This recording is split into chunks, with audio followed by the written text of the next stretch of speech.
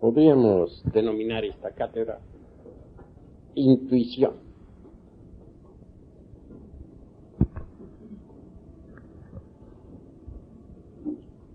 Ante todo, hemos de empezar por la base, el hombre. ¿De dónde venimos? ¿Para dónde vamos? ¿Cuál es el objeto de nuestra existencia? ¿Para qué existimos? ¿Por qué existimos? He ahí una serie de interrogantes que debemos aclarar y resolver.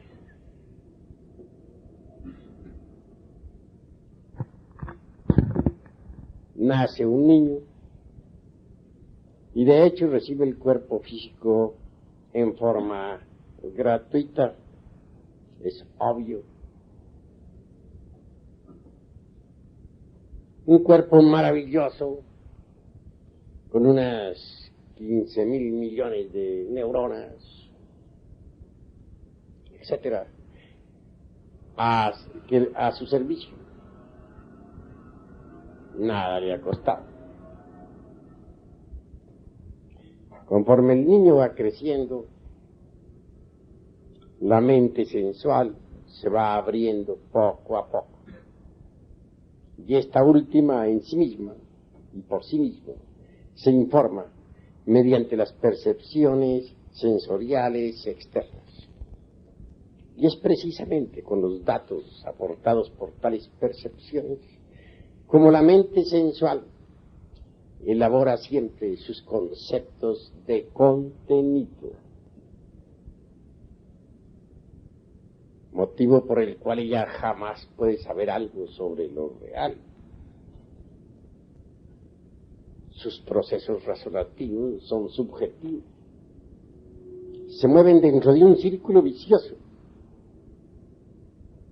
el de las percepciones sensoriales externas. Eso es obvio.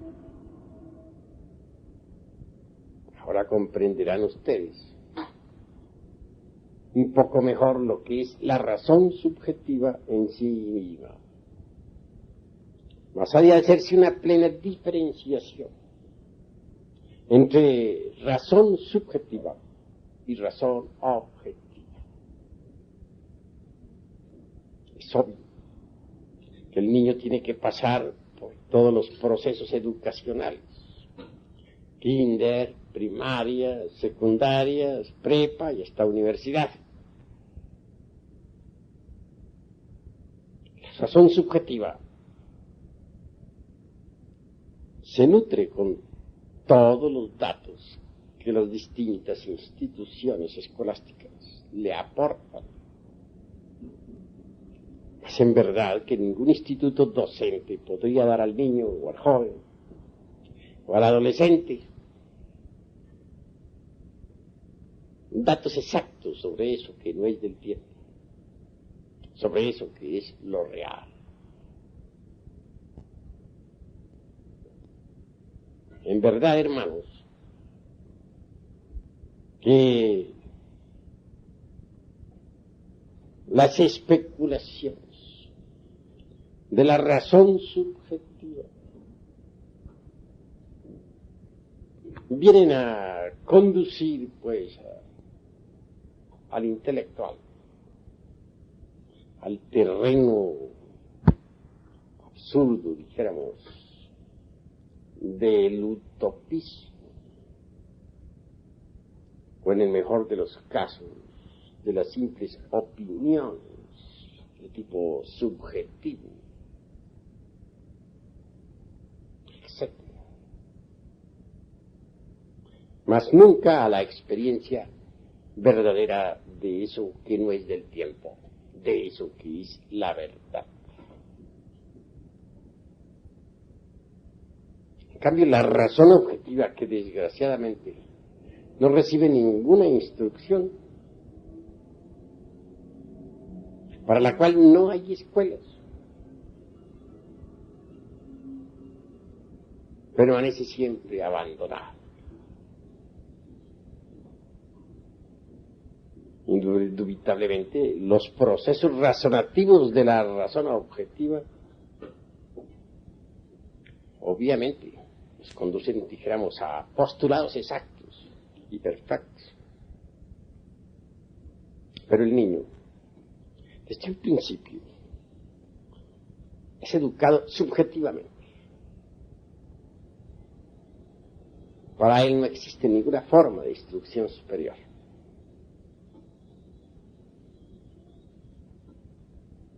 Los datos de los sentidos aportan a la mente subjetiva del adolescente, a la mente sensual, dijéramos. Todas las cuestiones escolásticas, de familia, etcétera, que son meramente empíricas y subjetivas. Y eso es lo lamentable. En principio el niño no ha perdido todavía la capacidad de asombro.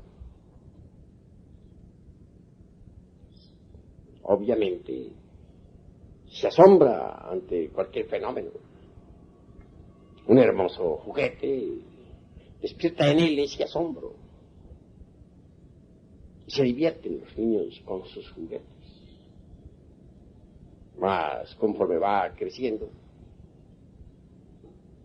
conforme su mente sensual va recibiendo datos de la escuela, del colegio, la capacidad de asombro va desapareciendo.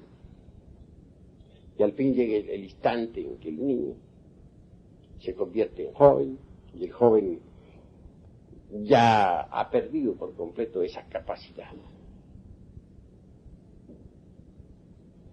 Desafortunadamente, los datos que uno recibe en los colegios, en las escuelas, en los centros educacionales, solo sirven para nutrir, como ya dije, la mente sensual. Pero nada más. De esa forma, y con esos sistemas de educación actuales, lo único que realmente se logra es forjarnos en la escuela, en la academia, en la universidad, una personalidad artificiosa. Téngase en cuenta, mis caros hermanos, que en realidad de verdad los conocimientos que se estudian en humanidades jamás servirían para formar al hombre psicológico. En nombre de la verdad hemos de decir claramente que las materias que se estudian actualmente en los institutos docentes no tienen relación alguna con las distintas partes del ser. Por eso es que solo sirven para falsear los 5 cilindros de la máquina orgánica, quitarnos la capacidad de asombro, desarrollar la mente sensual, forjar en nosotros una personalidad falsa. Y eso es todo.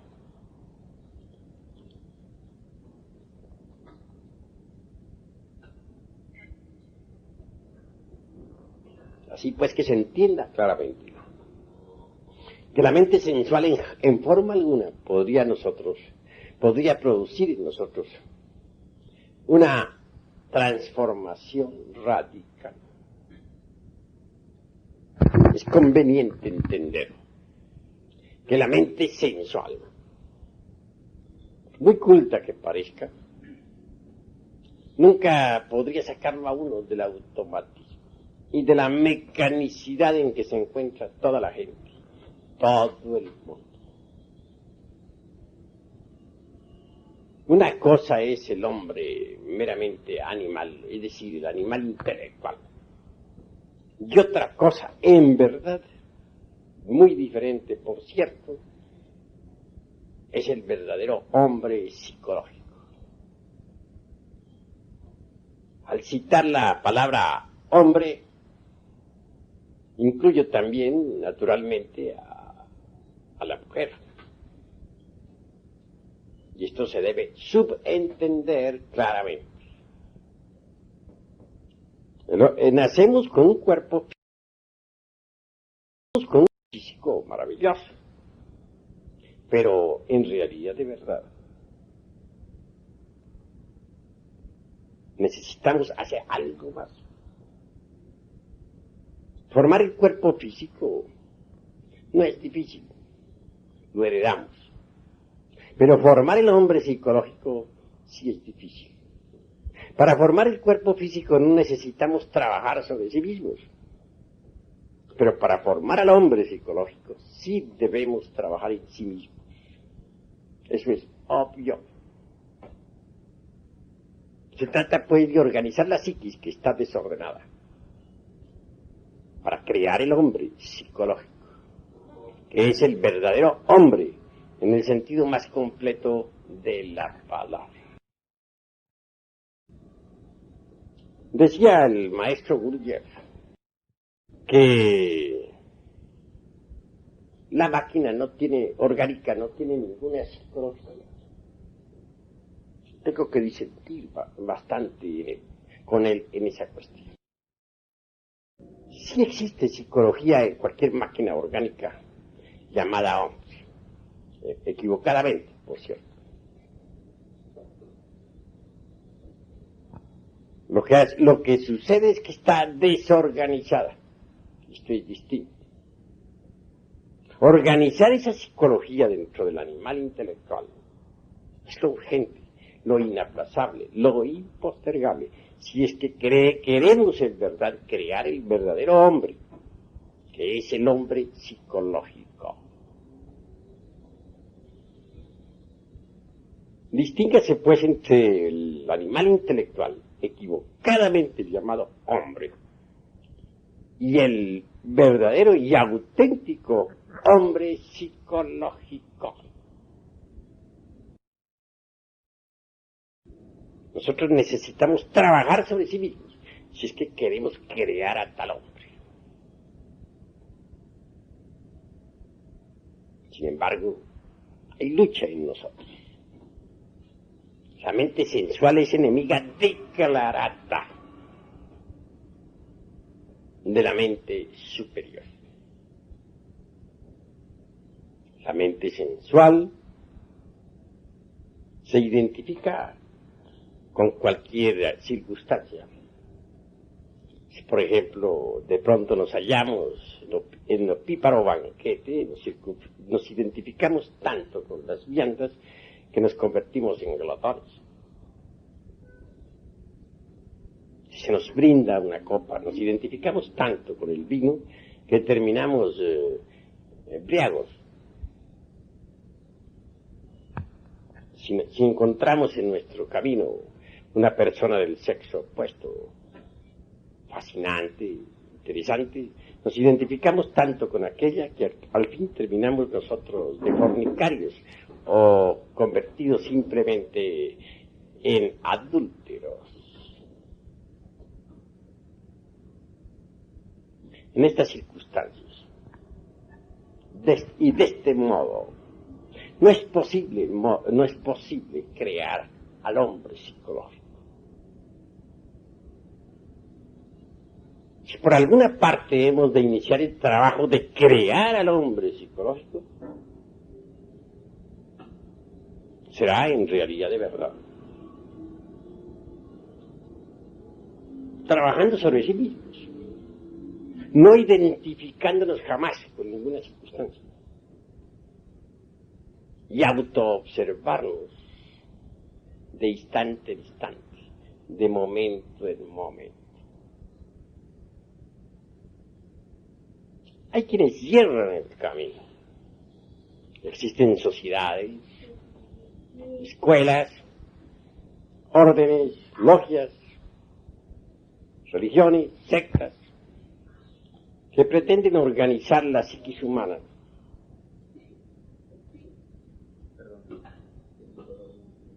¿Cómo?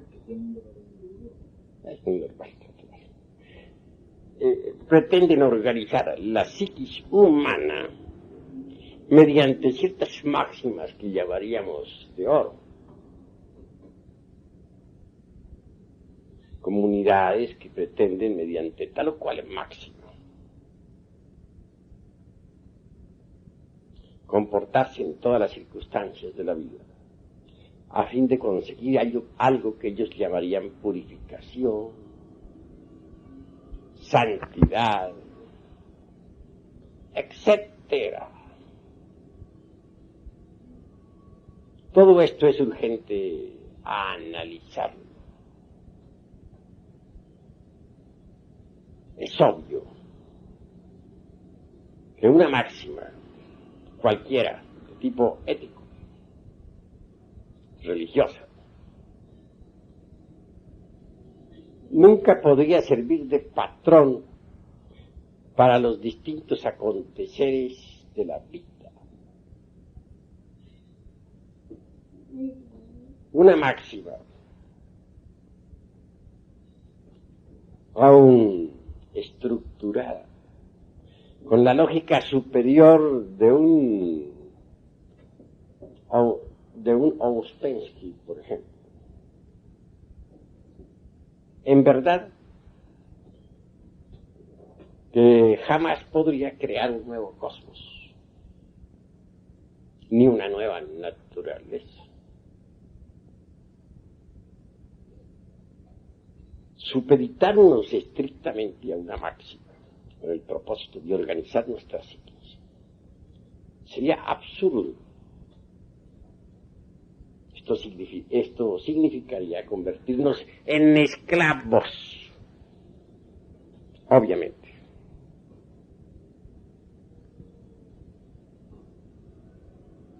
De manera que conviene que reflexionemos sobre muchos catálogos éticos, códigos morales, con máximas de oro. Ellas no pueden transformar, o todas esas reglas o máximas jamás pueden transformar a nadie. Eso es obvio. Además, hay factores que hay que analizar antes de poder entrar uno en el trabajo de organizar las psiquis. Incuestionablemente, un enunciado demostrativo, por ejemplo, por muy rico que él fuese, perfecto, podría ser falso. Y lo que es peor, intencionalmente falso.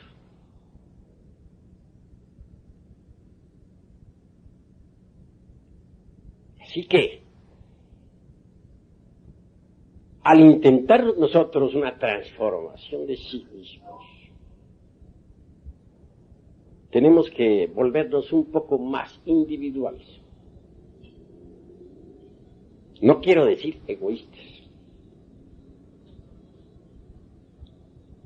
Subentiendas esto como aprender a pensar mejor y en una forma más independiente y perfecta. Que muchas sentencias sagradas, máximas de oro, como ya dije, aforismos que todo el mundo considera perfectos, realmente no podrían servir de patrón de medida para conseguir una transformación auténtica y una organización de la psiquis dentro de nosotros. Se trata de organizar la psiquis interna. Y tenemos que salir de tantos racionalismos de tipo subjetivo e ir, como se dice, al grano, a los hechos. Afrontar nuestros propios errores, como son. No querer nunca justificarlos. No tratar de huir de ellos. No intentar disculparlos. Se necesita que nos volvamos más serios en la analítica. Tenemos que ser, dijéramos, más juiciosos, más comprensivos.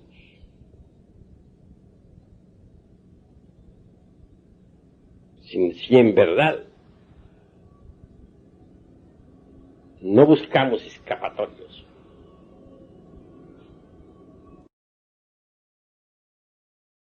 entonces sí, podemos trabajar sobre sí mismos para conseguir la organización del hombre psicológico y dejar de ser meros animales intelectuales como hasta ahora somos.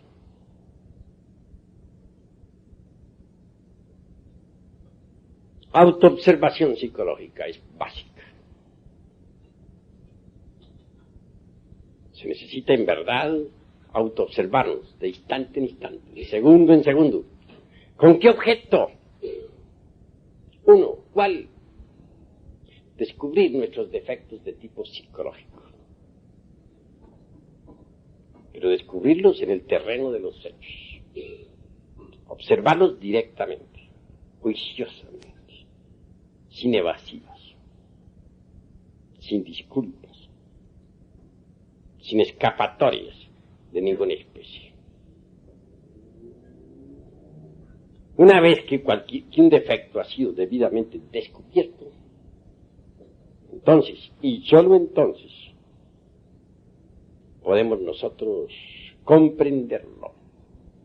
Y al intentar comprenderlo,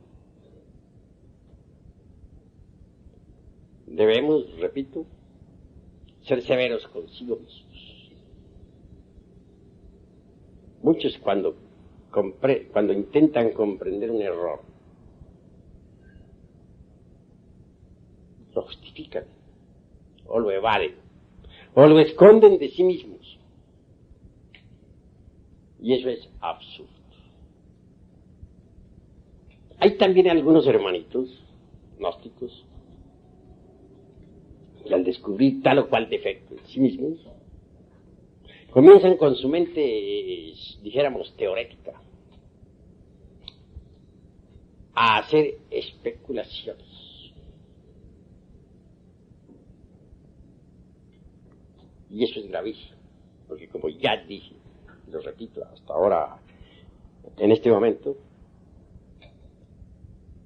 las especulaciones de la mente meramente subjetiva van a desembocar forzosamente en el terreno del utopismo. Eso es claro. Sí, pues, si se quiere entender un error, las especulaciones meramente subjetivas deben ser eliminadas. Para que sean eliminadas se necesita haber observado el error directamente. Solo así, mediante una correcta observación, es posible corregir la tendencia a la especulación.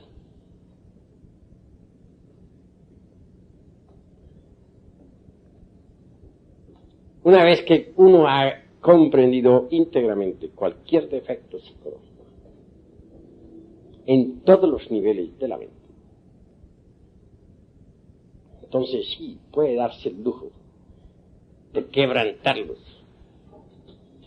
de desintegrarlos, de reducirlos a ceniza, a polvareda cósmica.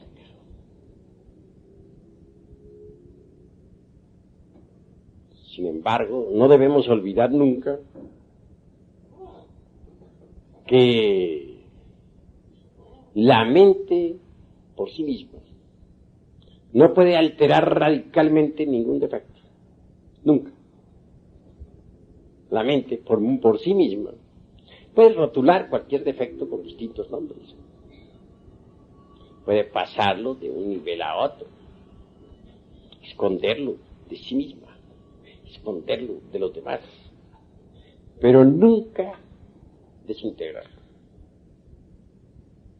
Muchas veces les he hablado aquí, les he dicho que necesitamos de un poder que sea superior a la mente, de un poder que en verdad pueda reducir a cenizas a cualquier defecto de tipo psicológico. Afortunadamente ese poder existe en el fondo de nuestra psiquis. Me refiero claramente a Stella Maris, la Virgen del Mar, Es una variante de nuestro propio ser, pero derivada o derivado. Si nosotros nos concentramos en esa fuerza variante que existe en nuestra psiquis, que algunos pueblos la denominaron Isis y otros Tonantzin y aquellos Diana, etc., seremos asistidos. Entonces, el defecto en cuestión puede ser reducido a polvareda cósmica.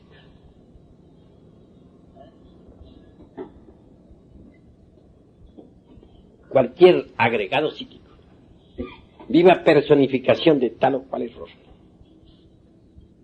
una vez que ha sido desintegrado, libera algo.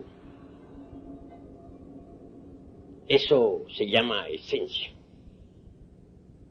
Es claro que dentro de cualquiera de esas botellas, conocidas como agregados psíquicos, existe esencia o conciencia anímica enfrascada. O sea, al quebrantarse este o aquel error, el porcentaje de esencia allí depositado o embotellado es liberado. Cada vez que un porcentaje de esencia búdica es liberada, aumenta de hecho y por derecho propio el porcentaje de conciencia. Y así conforme nosotros vamos quebrantando los agregados psíquicos, el porcentaje de conciencia despierta se irá multiplicando. Y cuando la totalidad de los agregados psíquicos sea reducida a cenizas, la conciencia habrá despertado también en su totalidad. Si tan solo hemos quebrantado un 50% de elementos psíquicos inhumanos, indeseables, poseeremos obviamente un 50% de conciencia objetiva, despierta. Mas si nosotros conseguimos quebrantar el 100% de los agregados psíquicos indeseables, lograremos de hecho y por derecho propio un 100% de conciencia objetiva.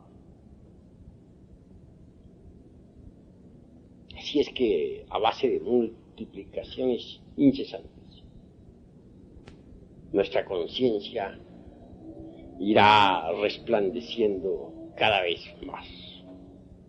Eso es obvio.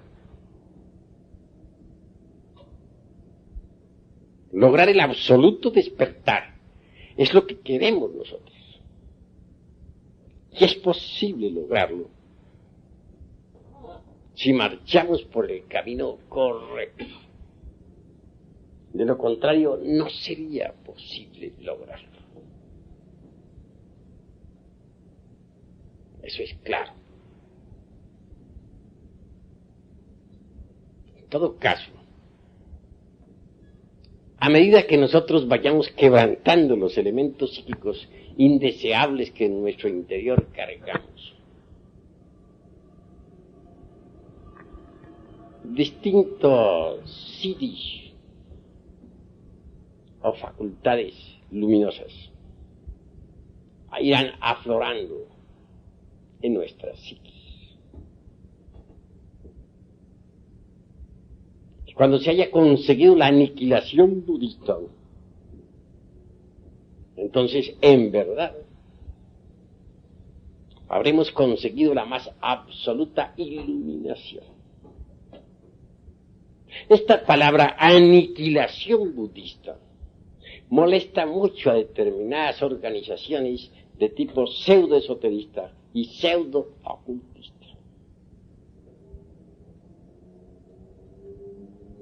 A nosotros, en vez de fastidiarnos tal palabra, nos agrada realmente. Conseguir el 100% de conciencia es algo anhelable.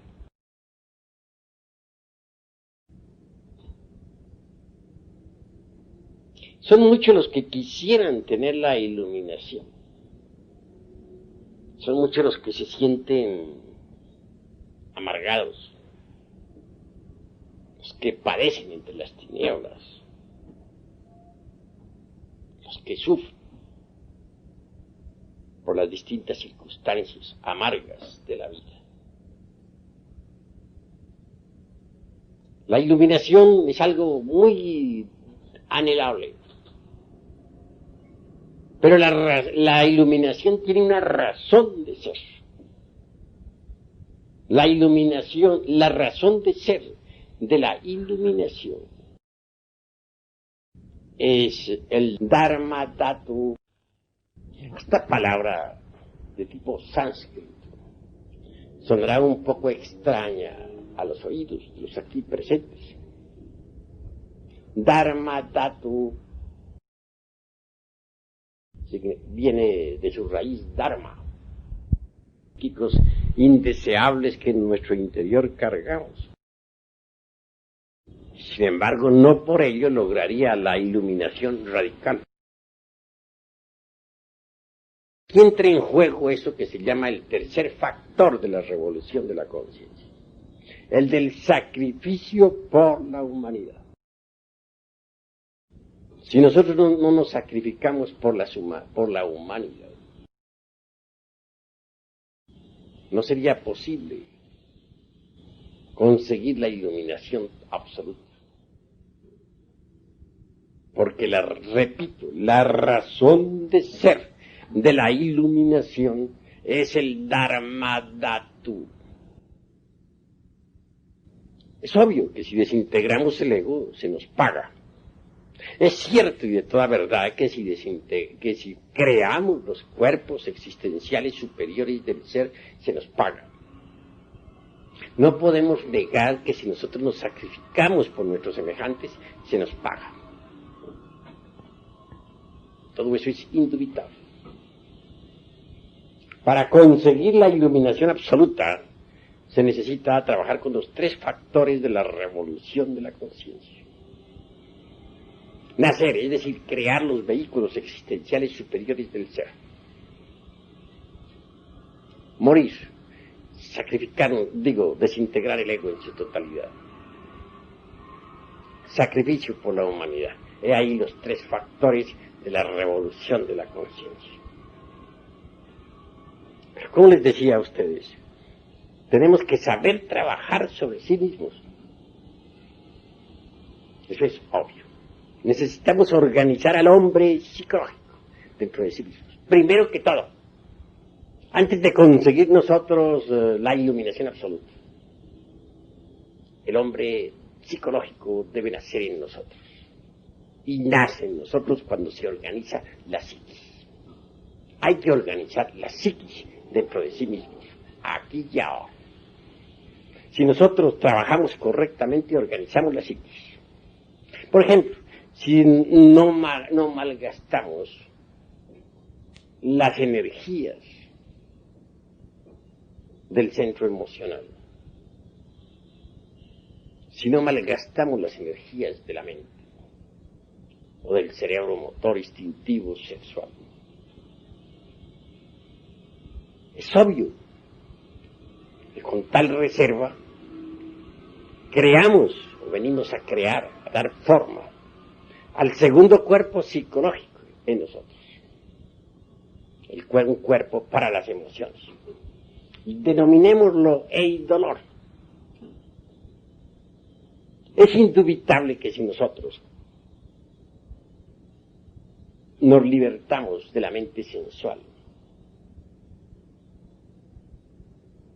conseguiremos en realidad de verdad ahorrar energías intelectuales, con las cuales podríamos nutrir al tercer cuerpo psicológico, a la mente individual. Y al pronunciarme contra la mente sensual, quiero que entiendan los hermanos claramente que no dejó de reconocer la utilidad de la mente sensual y que necesitamos vivir en perfecto equilibrio, saber manejar la mente superior y saber usar la mente sensual. Porque si uno no sabe usar la mente sensual, se olvida de que tiene que pagar la renta, se olvida de que debe comer para existir, se olvida de que tiene que vestirse, anda por la calle en el más completo desaliño, no cumple uno con sus deberes en la vida. Entonces la mente sensual es necesaria, pero hay que saberla manejar inteligentemente, con equilibrio. Es decir, la mente superior y la mente sensual deben equilibrarse en la vida. Eso es obvio. Hay gentes que se preocupan únicamente por la mente superior. Ejemplo, determinados eremitas que viven en cavernas en los Himalayas y olvidan que tienen una mente sensual. Desecharla simplemente así porque sí es absurdo. Se necesita que la mente sensual funcione en forma equilibrada para cumplir uno con sus deberes en la vida. La pugna entre la mente superior y la sensual es espantosa. Recordemos nosotros al Cristo cuando estuvo en su ayuno en el desierto. Se le presenta un demonio y le dice: todos estos reinos del mundo te los entregaré si te arrodillas y me adoras. Es decir, la mente sensual tentándolo. Y responde la mente superior diciendo: Satán, Satán, escrito está, al Señor tu Dios adorarás y a Él solo obedecerás. No se dejó Jesús dominar por la mente sensual. Pero esto no quiere decir que no sea útil talmente. Lo que sucede es que hay que tenerla bajo control y que debe marchar en perfecto equilibrio con la mente superior. Al tratar de organizar al hombre psicológico, obviamente sucederá una pugna espantosa entre las dos mentes, la superior psicológica y la sensual. La mente sensual no quiere nada que se relacione con la mente superior.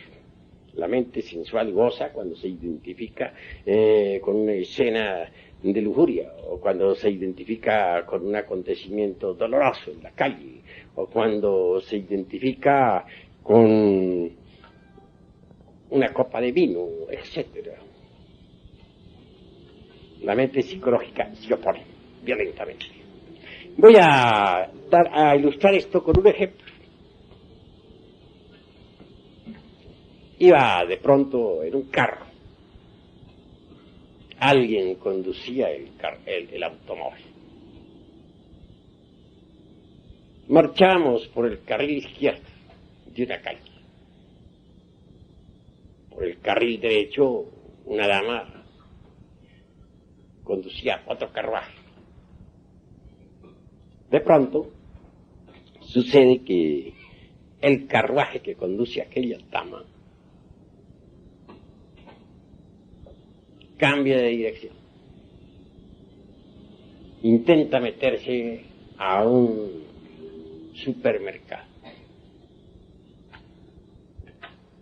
Es obvio que yendo por la derecha debía quebrar para alguna parte para meterse en el supermercado. Si el supermercado hubiera estado a su derecha, pues se hubiera metido hacia la derecha, pero desafortunadamente estaba a su izquierda. Y el carril izquierdo estaba ocupado por el carruaje en que nosotros viajábamos. No le importa a aquella dama absolutamente nada y definitivamente quiebra hacia la izquierda, claro, viniendo a chocar con el carruaje en el que nosotros íbamos. Los daños no fueron graves, fueron mínimos para aquel buscar aquel otro carro. Pero aquí viene lo interesante.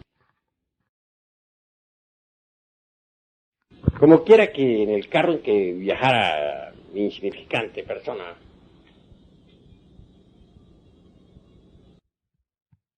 el conductor reconoció no tener la culpa y en verdad no la tenía.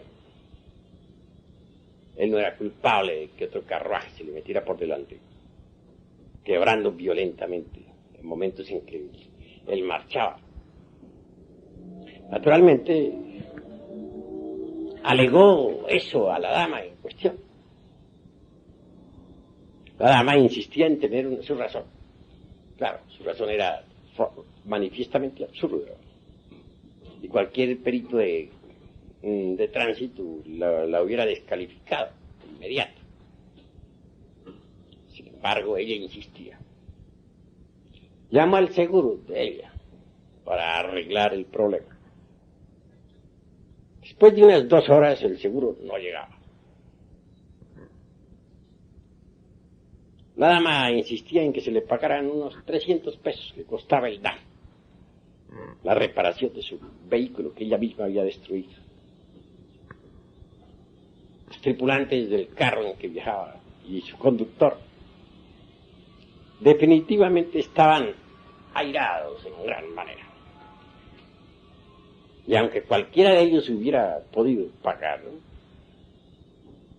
no estaban dispuestos a hacerlo. Era tal la ira que tenían. Por mi parte, resolví no identificarme con aquella circunstancia.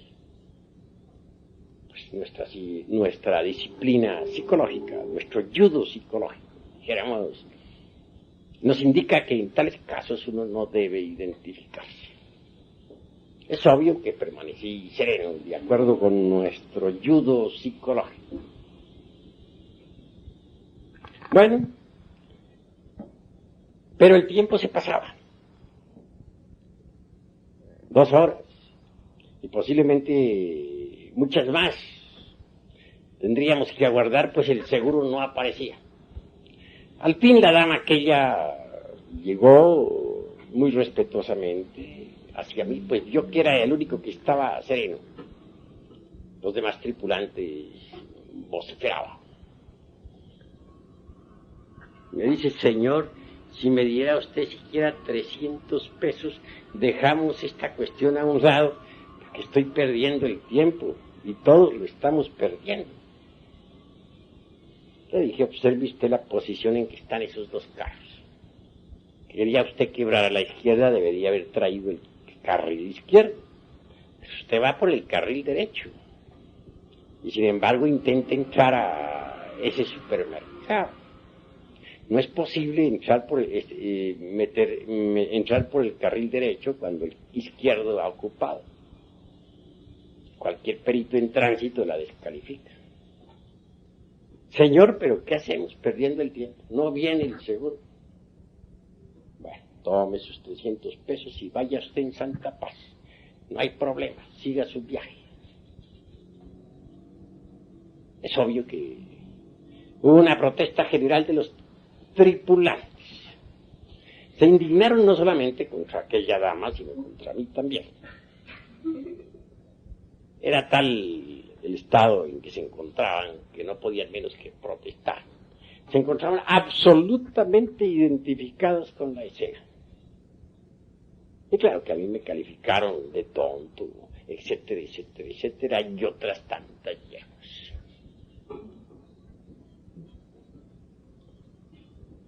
Claro, uno de los tripulantes avanzó directo hacia las damas con el propósito de insultarlas. Pues eran varios, la que conducía y acompañantes. Yo me adelanté un poquito y le dije a aquella señora, váyase usted en santa paz y no haga caso a los insultadores.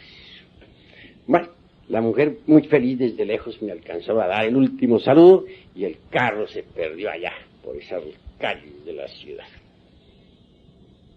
Hubiera podido seguir aguardando 3, 4, 6 horas, toda una tarde y posiblemente hasta la noche, hasta que llegara el seguro. Para concluir en cualquier arreglo tonto. Realmente no había problema grave. Los daños de aquel carro eran mínimos. Pero aunque los tripulantes aquellos tenían dinero, de ninguna manera estaban dispuestos a pagar. Se encontraban tan identificados con la escena que obviamente no tenían ganas de, como se dice, dar a torcer su brazo. Lo salvé ciertamente de una cantidad de pormenores y detalles molestosos. Les evité, si es posible, ir a la delegación. Les evité 50,000 trámites y tonterías, amarguras y discusiones. Pero ellos se encontraban tan identificados con aquel hecho que ni cuenta se daban del bien que se les había hecho. Así es la gente. De manera que, mis queridos amigos, en realidad de verdad deben ustedes entender que identificarse con las circunstancias trae problemas. Es absurdo identificarse con las circunstancias. Completamente absurdo. Se gastan las energías. ¿Con qué energías organizaría uno, por ejemplo, el cuerpo astral? Si se deja llevar de esos estallidos de ira, de esos berrinches espantosos, de esos corajes que no tienen razón de ser. Todo por identificarse con las circunstancias. ¿Con qué fuerzas podría darse uno el lujo de crearse una mente individual?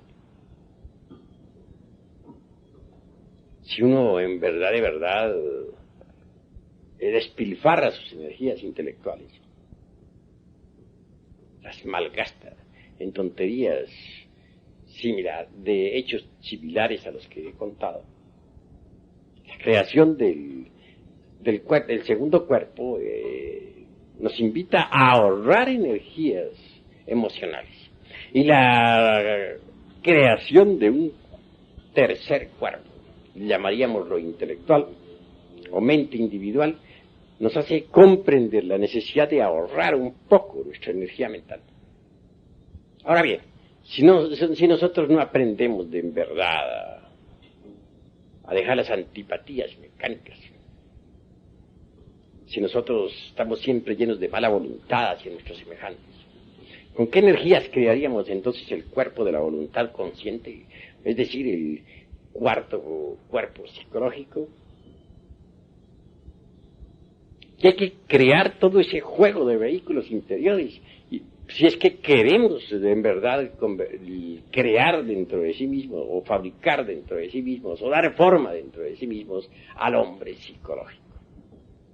Bien sabemos que alguien que posea el cuerpo físico, y un segundo cuerpo de tipo emocional, psicológico, y un tercer cuerpo de tipo mental, individual, y un cuarto cuerpo de tipo volitivo, consciente, puede darse el lujo de recibir esos principios anímicos para convertirse en hombre. Eso es indubitable.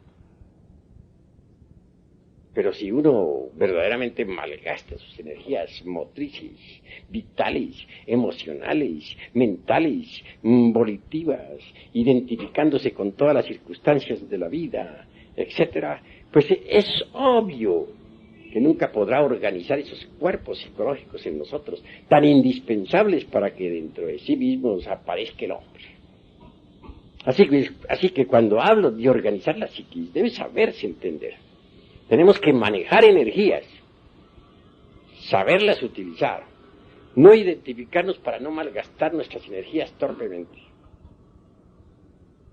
No olvidarnos de sí mismos. Cuando uno se olvida de sí mismo, se identifica. Y cuando se identifica, entonces no puede dar forma a la psiquis. No puede hacer que la psiquis, se estructure inteligentemente en sí mismo. Porque malgasta las energías torpemente. Esto es urgente entenderlo, mis queridos hermanos. Así pues, un hombre verdadero es un hombre que ha ahorrado sus energías, que mediante las mismas ha podido crear los cuerpos existenciales superiores del ser. Un hombre verdadero es aquel que ha recibido sus principios anímicos y espirituales. Un hombre perfecto es aquel que ha desintegrado, dijéramos, todos los elementos psíquicos inhumanos. Que en vez de tales elementos indeseables, ha dado forma al hombre interior. El hombre interior es lo que cuenta. El hombre interior recibe su pago. La gran ley le paga.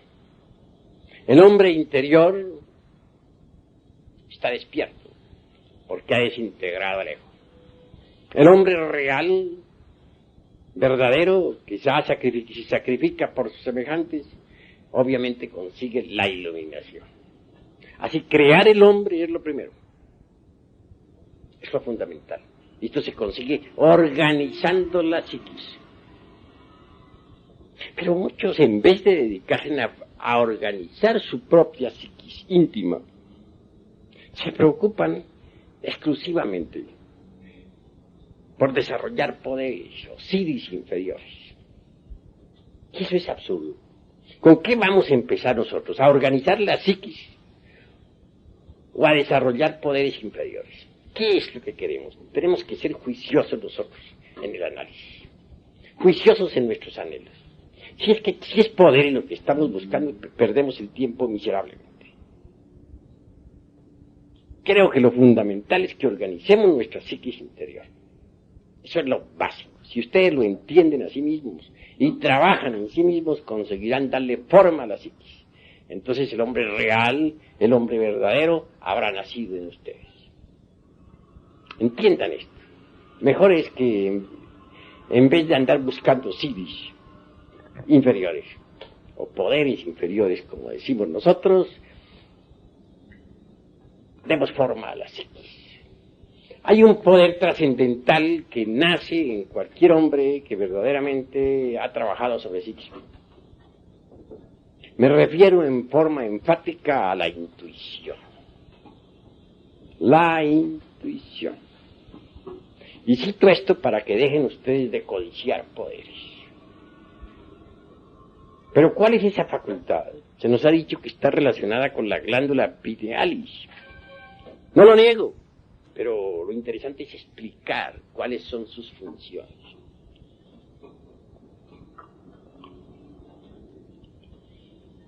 ¿Cómo definiríamos la intuición? Percepción directa de la verdad sin el proceso deprimente de la opción. Bueno, está buena esa forma de definir, pero la encuentro muy incipiente. La usan todas las escuelitas, por ahí de tipo pseudoesotérico y pseudo-ocultista. Pero la analítica nos invita a ahondar más en este asunto.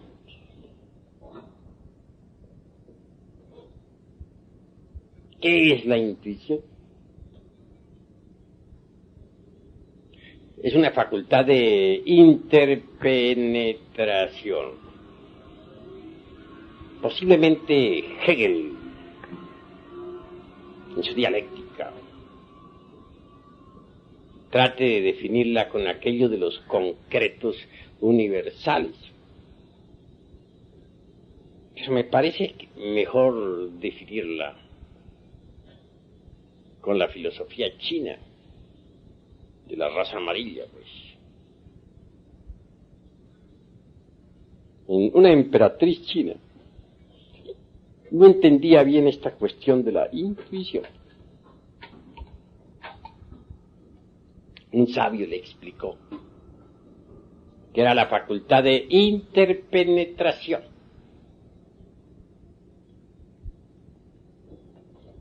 Está correcta esa definición, pero ya no la entendí. Entonces el sabio trajo una veladora encendida y la colocó en el centro de un recinto. Y a su alrededor colocó también 10 espejos. Entonces es claro que la lumbre de aquella veladora se reflejaba en un espejo. y ese espejo la proyectaba a otro espejo, y el otro espejo la proyectaba al otro, y el otro al otro, y así totaron que los 10 espejos mutuamente se proyectaban la luz uno a otro. Se formó un juego de luces maravilloso, un juego con interpenetración. La emperatriz entendió. He ahí la facultad de la intuición. Si alguien ha logrado la aniquilación budista, si alguien ha conseguido fabricar los cuerpos existenciales superiores del ser, si verdaderamente es un hombre de verdad, en el sentido más trascendental de la palabra, entonces la facultad de interpenetración será en él un hecho. Téngase en cuenta que uno está contenido en el cosmos. Mejor dicho, uno es una parte de un todo. Dentro del microcosmos, hombre, hay mucho, existe mucho, y sin embargo la totalidad de uno no es sino una parte del todo.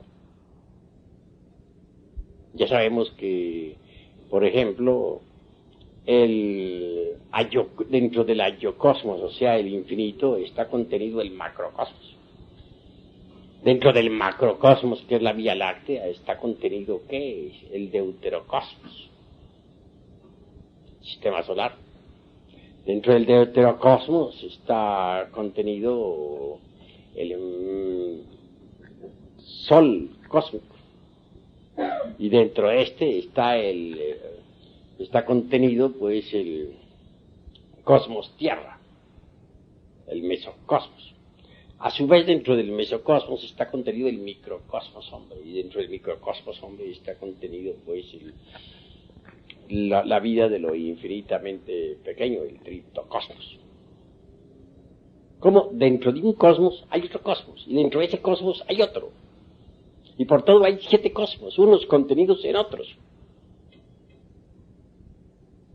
De manera que dentro de nosotros hay un cosmos inferior. Eso es claro, el triptocosmos. Y un cosmos superior. Es claro, el mesocosmos. Es decir, nosotros estamos entre un cosmos superior y un cosmos inferior. Estamos también muy relacionados. Que nuestros padres pues nos dieron origen. A su vez de nosotros devienen los hijos, los nietos. Todos estamos interpenetrándonos mutuamente. Así la interpenetración es una ley perfectamente definida por la dialéctica de Hegel, con sus famosos conceptos que ya he dado forma, que ya he explicado. Indubitablemente, mis queridos amigos, la existencia de un mundo cualquiera,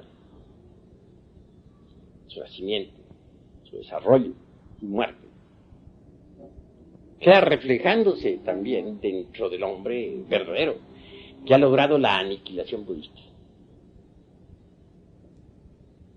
Entonces, puede decir, bueno, conozco la historia de ese planeta. Todo el Mahamvantara puede reflejarse en la uña de un hombre auténtico. Y reflejarse con tanta exactitud que el Buda ese no ignore nada. Todo lo que pueda suceder a una nación puede reflejarse en la psiquis de un hombre que ha pasado por la aniquilación budista. Y reflejarse con tanta precisión, con tanto detalle, que claro, no llegue a ignorar ni el más insignificante acontecer. Así pues, deduzcan ustedes, o infieran de lo que he dicho, lo que es la intuición, la facultad de interpenetración. Si conseguimos que toda la historia de esta galaxia se refleje en nosotros, ¿ignoraríamos algo, por ejemplo, en relación con la galaxia? Pues claro que no. La galaxia, con todos sus procesos, puede reflejarse en nuestra psiquis, con tanta naturalidad, mis queridos hermanos, como la veladora aquella del ejemplo que he puesto, que se reflejaba en los espejos, en los 10 espejos que sirvieron para ilustrar a la emperatriz. Si todas las criaturas pueden reflejarse en la psiquis de un Buda de contemplación, porque este ya no tiene agregados psíquicos inhumanos que desintegrar, entonces este, de hecho, consigue mediante la intuición eso que podríamos definir como omnisciencia.